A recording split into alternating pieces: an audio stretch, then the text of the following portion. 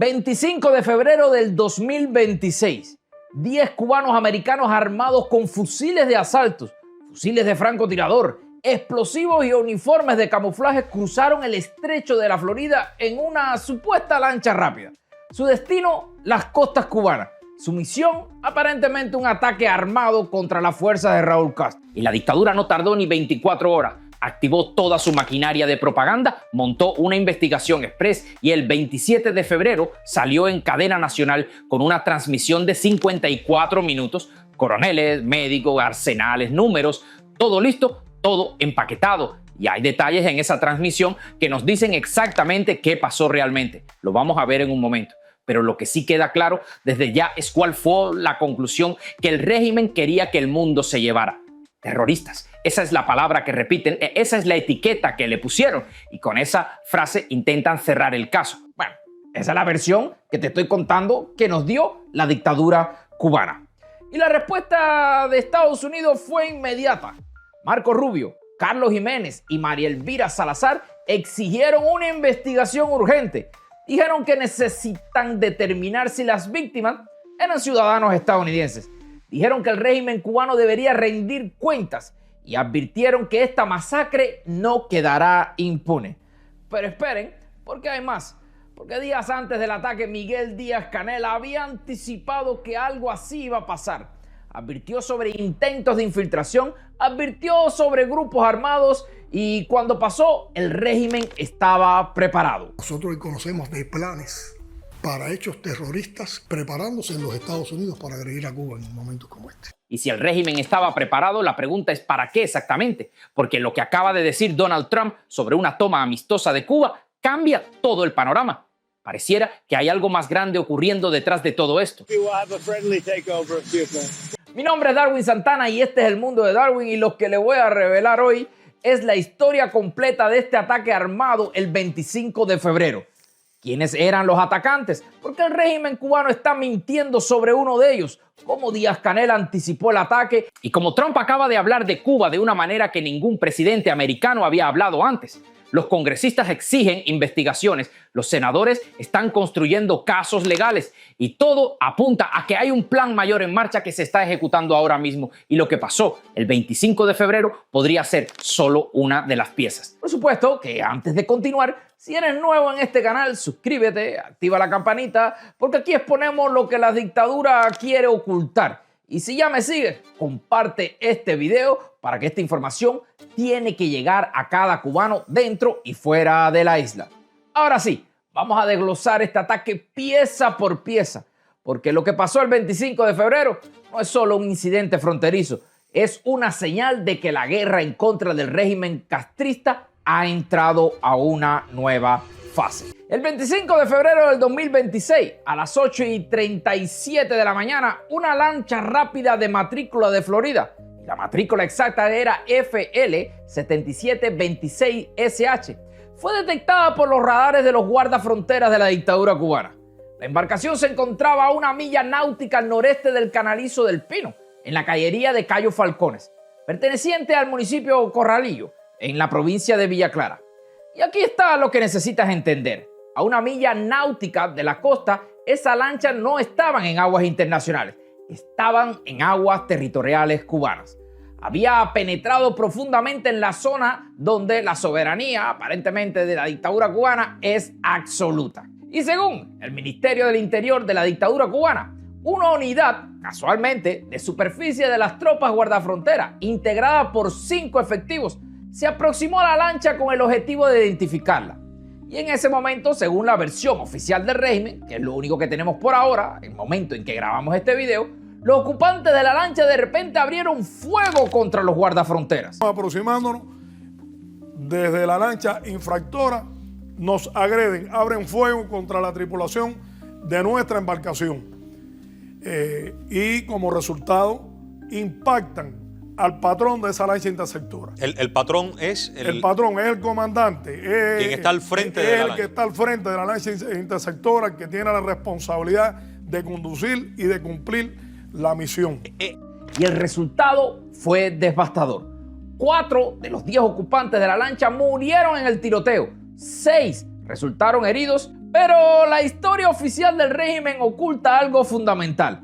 Porque cuando las autoridades cubanas, es decir, las autoridades de la dictadura cubana, inspeccionaron la lancha, encontraron un arsenal. Al hacer la inspección, lo primero que se realizó fue la extracción, porque la lancha se traslada a puerto, como decía el primer coronel, para poder trabajarla. Una vez que ya no están las personas, salen los heridos. Comenzamos a hacer la inspección, organizamos la inspección del medio naval. ¿Qué es lo que encuentran?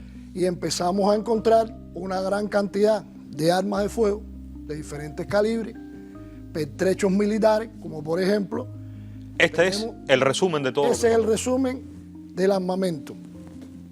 Y según el inventario que publicó la propia dictadura cubana, en esa lancha venían 14 fusiles, incluyendo rifles de francotirador calibre .308 Winchester con alcance de hasta 800 metros, con silenciadores, 11 pistolas de distintos calibres, más de 12.000 municiones, 134 cargadores.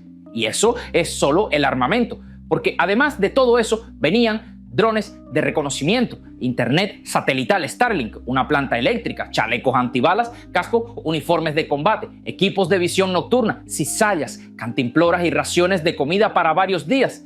Y alguien en redes ya se tomó el trabajo de hacer los cálculos de volumen. El espacio útil seguro de esa embarcación es de 2,8 metros cúbicos. Solo el equipo que el régimen dice que venía adentro ocupa 3,4 metros cúbicos. Es decir, físicamente todo eso no cabe. Y esto sin contar todavía a las personas. Pero eso lo vemos en un momento. Y según el Ministerio del Interior, todos los participantes son cubanos, residentes en Estados Unidos.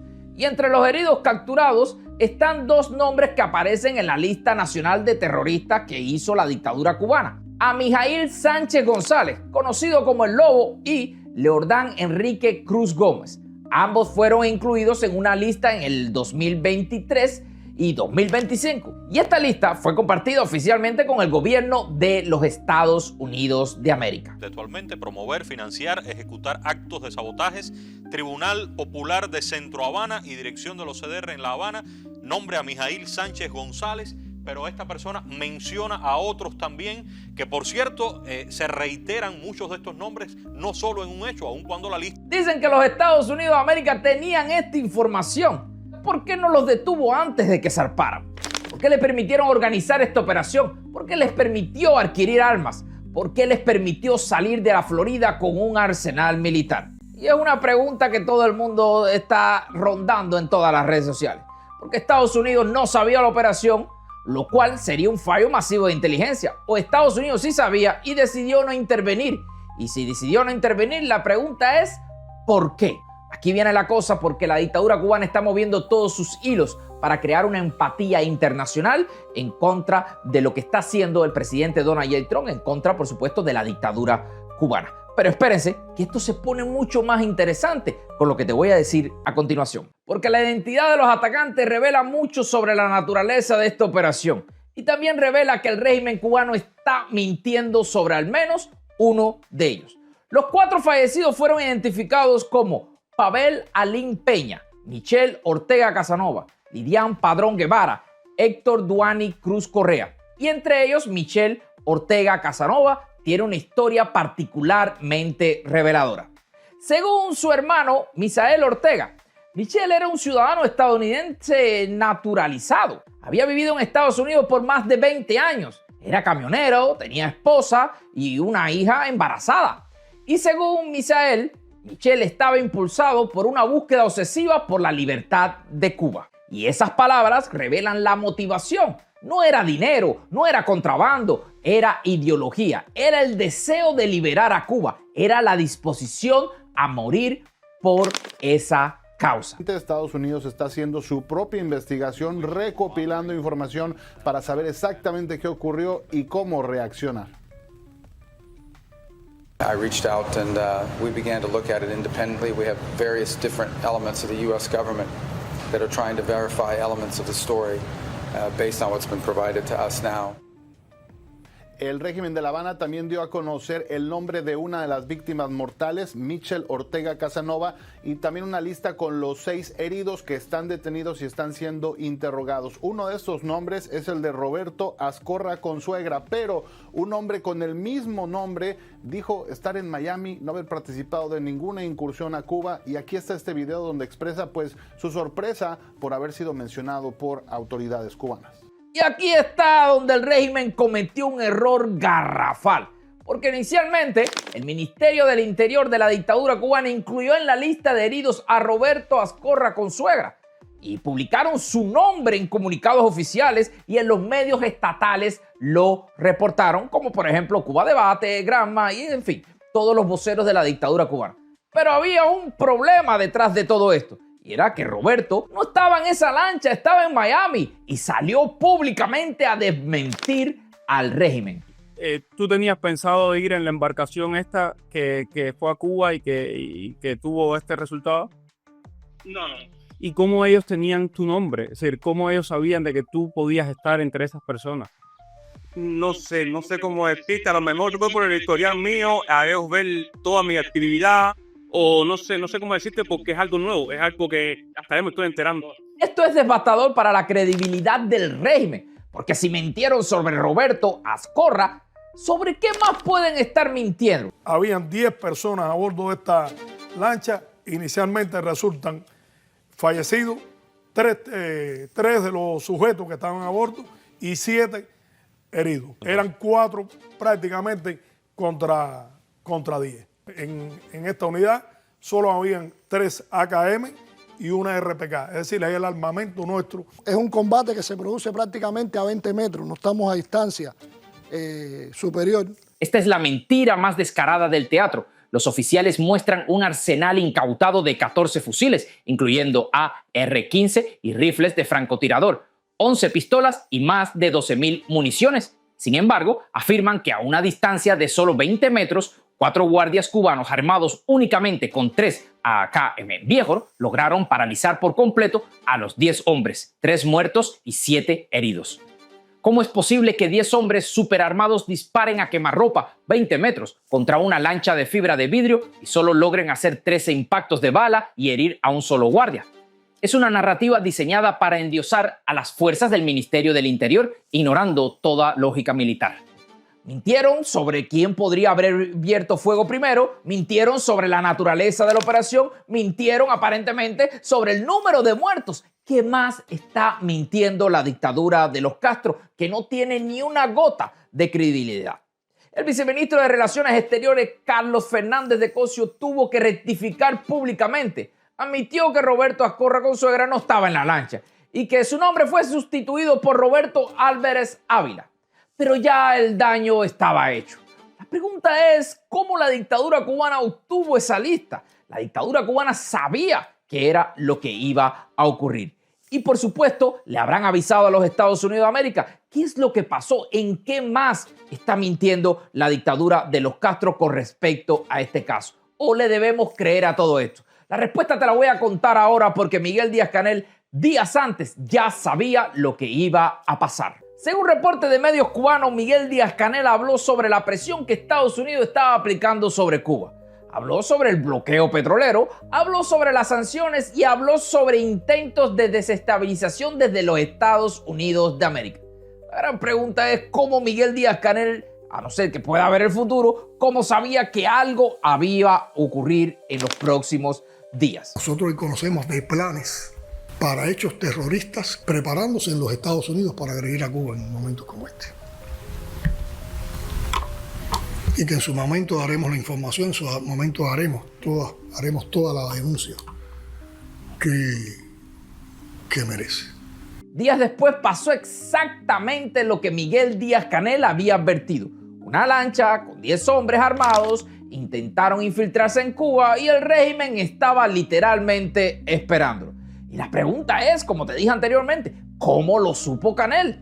¿Tenía inteligencia sobre la operación? ¿Tenía infiltrados en los grupos de Miami? ¿O simplemente estaba especulando basándose en la presión de los Estados Unidos estaba aplicando?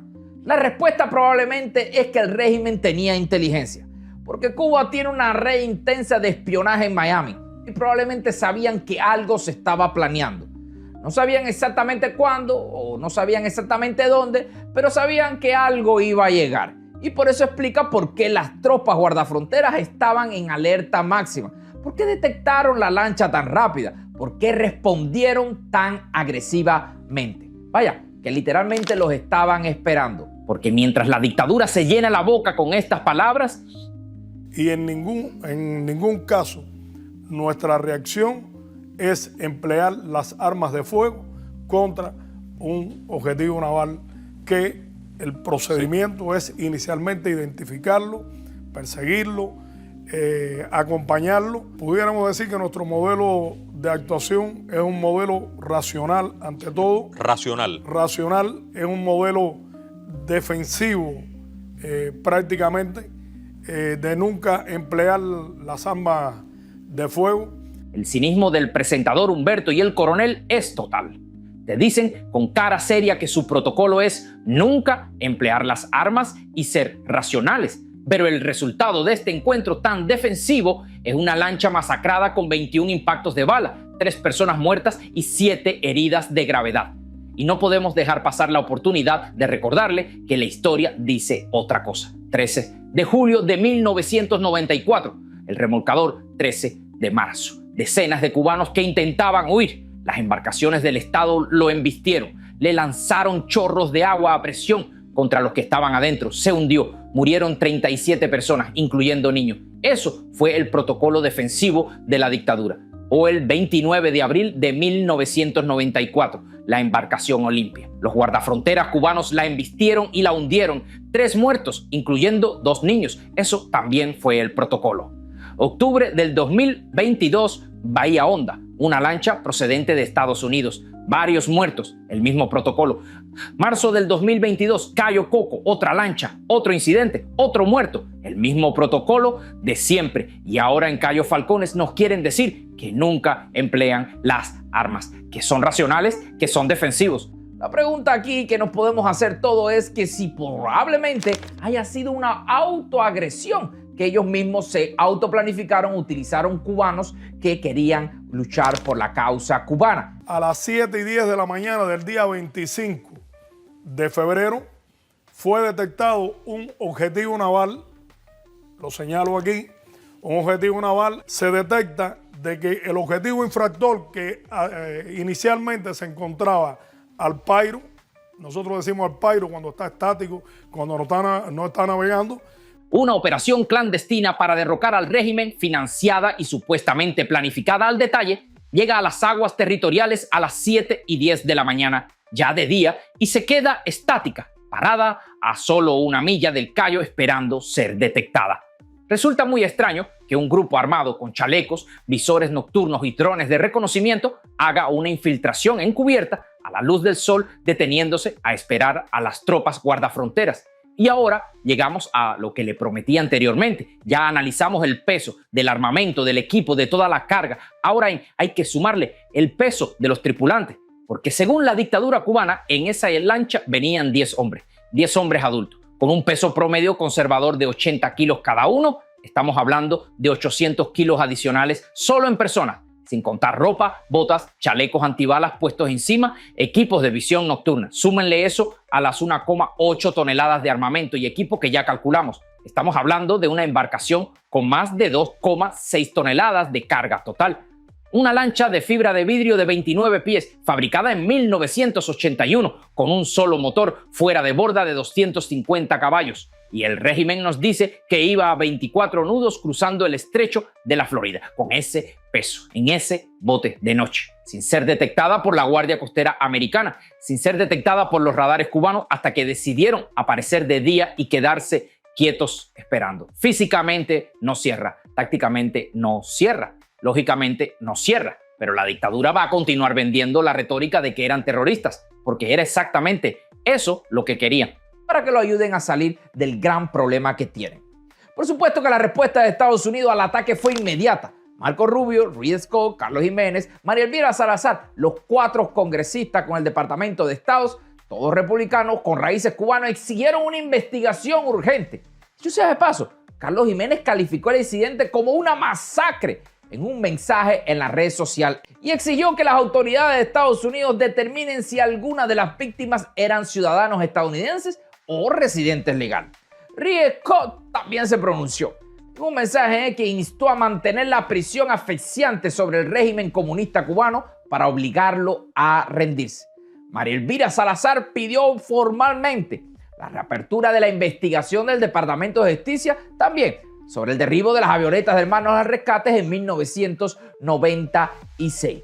Estos congresistas no están pidiendo una investigación solo para saber qué pasó, están pidiendo una investigación para construir un caso legal contra el régimen cubano, para demostrar que fue una masacre, para demostrar que el régimen viola el derecho internacional, para justificar acciones más duras en contra de la dictadura cubana. Y si esa investigación demuestra que el régimen mintió, y ya vimos que había mentido anteriormente, si demuestra que fue una masacre evitable porque simplemente le podían haber disparado al motor y ya simplemente dejarlo a la deriva, si demuestra que los guardafronteras abrieron fuego sin justificación, entonces Estados Unidos tiene una justificación para acciones más duraderas. Y la pregunta más importante es, ¿invadirá Estados Unidos a Cuba si se prueba que fue una masacre? La respuesta es probablemente no, pero crea las condiciones para una intervención, porque si se prueba que el régimen masacró a ciudadanos estadounidenses, entonces Estados Unidos tiene justificación legal bajo el derecho internacional para proteger a sus ciudadanos. Y por supuesto, los buques de guerra estadounidenses ya están posicionados ahí, esperando. Están cerca de Haití, a menos de 100 kilómetros de Cuba y por supuesto están ahí en todo el mar Caribe, al norte de Cuba también. También tienen aviones espías que ya han pasado por ahí, que han escaneado, que han mapeado las defensas militares de la dictadura cubana. Y al parecer toda esta presión, la de los congresistas, la de los movimientos militares, la de las sanciones, la de los buques posicionados, la del bloqueo petrolero, parece estar llegando exactamente al resultado que la Casa Blanca estaba buscando. Porque el 27 de febrero, mientras todo el mundo todavía procesaba lo de Cayo Falcones, Donald Trump salió frente a los periodistas en la Casa Blanca y dijo algo que ningún presidente americano había dicho jamás refiriéndose a Cuba. Y yo quiero que escuchen sus palabras con atención.